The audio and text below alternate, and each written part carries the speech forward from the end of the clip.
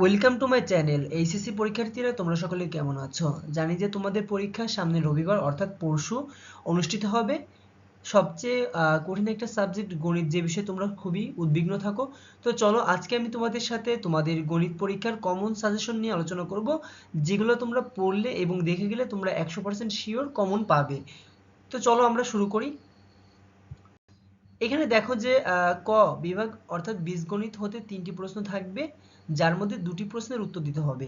এই বীজগণিত অংশের মধ্যে রয়েছে তোমাদের সেট ফাংশন, বীজগাণিতিক রাশি 3.1 থেকে 3.4, সূচক ও লগারিদম 4.1 থেকে 4.2, সসীম ধারা।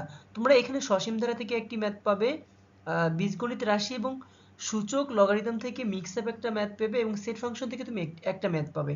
অর্থাৎ 3টা ম্যাথের মধ্যে তোমাদেরকে যে কোনো 2টি করতে হবে। এরপরে খ বিভাগে রয়েছে আমাদের জ্যামিতি। জ্যামিতি অংশ থেকে 3টি প্রশ্ন থাকবে, যার মধ্যে 2টি প্রশ্ন তোমাদের মাস্ট বি উত্তর করতে হবে।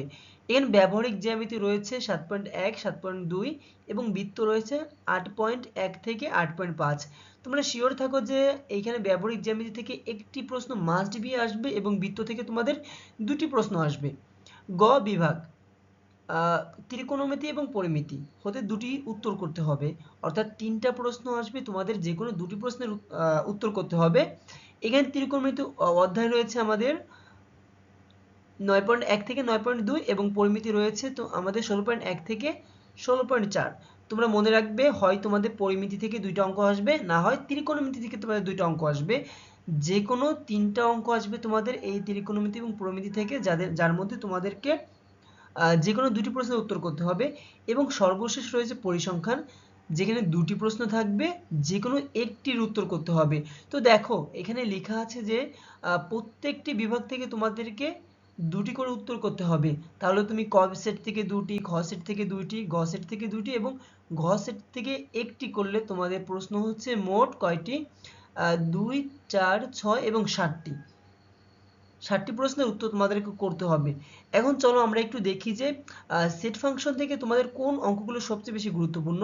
তোমাদের 2.1-এ দেখবে উদাহরণ 7, অনুশীলনী 1-এ রয়েছে 1, 4, 6, 7 এবং 8-এর গটা ইম্পর্টেন্ট। 2.2-এ উদাহরণ রয়েছে 18, 21, 23, 24, 25 এবং অনুশীলনী 12, 13, 14, 15 এবং 16 এবং উদাহরণ 3.1-এ রয়েছে 7, অনুশীলনী 5, 6, 7 এবং 8। এখানে যে স্টার চিহ্নগুলো দেওয়া আছে এগুলো সবচেয়ে বেশি গুরুত্বপূর্ণ।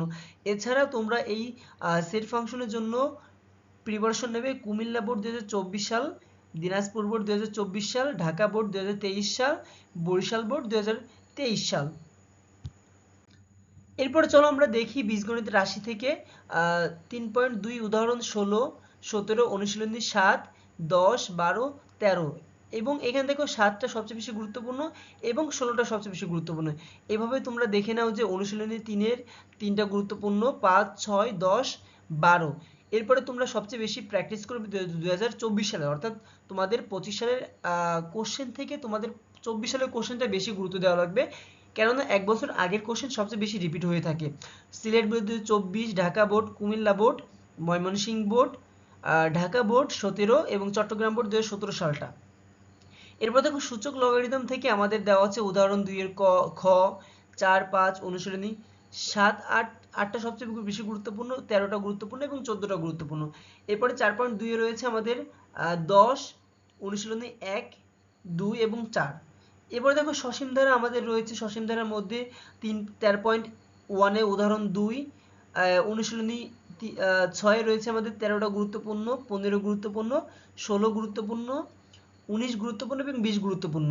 তো তোমরা একটু ভালো করে দেখে নাও এবং এই নিয়ম অনুযায়ী তোমরা আমি যেভাবে তোমাদেরকে সুন্দর করে উঠিয়ে দিয়েছি, এটা তোমরা বই থেকে দেখে সুন্দর করে পরীক্ষার আগে করে যাবে।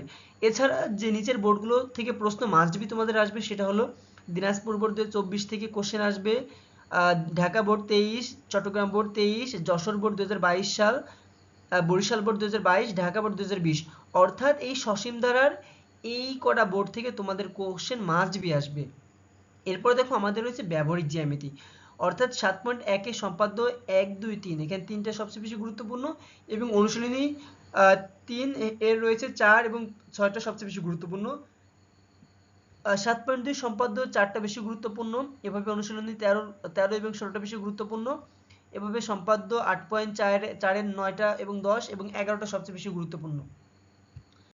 পাশাপাশি তোমরা এখানে Rajshahi board 2024, Comilla board 2024, Dhaka board 2022, Dinajpur board 2022, Mymensingh board 2022টা সবচেয়ে বেশি প্র্যাকটিস করে যাবে, কারণ এখান থেকে তোমরা শিওর কমন পাবে। এরপরে বৃত্ত রয়েছে, তোমরা বৃত্তের জন্য বেশি প্র্যাকটিস করবে কুমিল্লা বোর্ড 2024টা, ঢাকা বোর্ড 2023 এবং ঢাকা বোর্ড 2022টা। এরপরে হচ্ছে পরিমিতি, আমাদের পরিমিতির জন্য তোমরা 16.1 এ উদাহরণ 3, 4, অনুশীলনী 5 এবং 9, এভাবে 16.2 রয়েছে তোমাদের উদাহরণ 9, 14 এবং অনুশীলনীর 5, 6, 9 এবং 10। এরপরে 16.3 উদাহরণ রয়েছে 21, 26, 27 এবং অনুশীলনী 6, 8 এবং 10। এছাড়া তোমরা বোর্ডের কোশ্চেনগুলো সলভ করবে, সেটা হলো Dhaka board 2024, Barishal board 2023, Dhaka board 2022, Sylhet board 2020, সকল বোর্ড 2018। অর্থাৎ তোমরা পরিমিতির জন্য এই বোর্ডগুলো মাস্ট বি করে যাবে, দেখবে যে এখান থেকে তোমাদের কোশ্চেন আসছে। এভাবে এখানে নিচে ত্রিকোণমিতির কোন কোন তোমার উদাহরণগুলো করতে হবে এবং অনুশীলনী করতে হবে দেওয়া আছে। এর পাশাপাশি তোমাদেরকে কোন বোর্ডগুলো সবচেয়ে বেশি ফলো করতে হবে, সেটা ঢাকা বোর্ড, কুমিল্লা বোর্ড 2024টা, Chittagong board 2024, Dhaka board 2022, Mymensingh board 2022, Dinajpur board 2020। এরপরে পরিসংখ্যানের জন্য সবচেয়ে বেশি কোশ্চেন যেগুলো আসে সেটা হলো কেন্দ্রীয় প্রবণতা কাকে বলে, এর পরিমাপের ধাপ কয়টি এবং মধ্যক শ্রেণীর মধ্যমান কি, প্রচুরক শ্রেণীর মধ্যমান, অথবা কর্মযোজিত গণসংখ্যা নির্ণয় করো, অথবা মধ্যক প্রচুরক সংক্ষিপ্ত পদ্ধতি গড় নির্ণয় করো। এটা তোমাদের মাস্ট বি আসবে। এছাড়া আয়তলেখ, বহুভুজ, অভিযোরেখা অঙ্কন করতে হবে। এছাড়া তোমরা যদি Dhaka board 2024, Comilla board 2024, Sylhet board 2024, Dinajpur board 2024 এবং ঢাকা বোর্ড 2023 পাশাপাশি রেখা কোন ত্রিভুজে সিলেট বোর্ড 2024, সকল বোর্ড 2018 যদি প্র্যাকটিস করো, তোমরা 100% শিওর কমন পাবে। তো প্রিয় শিক্ষার্থী বন্ধুরা, তোমরা তোমাদের পরীক্ষা সুন্দর করে তোমরা দাও, এই দোয়া রইল তোমাদের জন্য। আর যে কোনো রকম সাজেশন এবং সবার আগে কোশ্চেন সলভের জন্য ক্লাসটি ভালো লেগে থাকলে চ্যানেলটি সাবস্ক্রাইব করে রাখো। ধন্যবাদ সকলকে।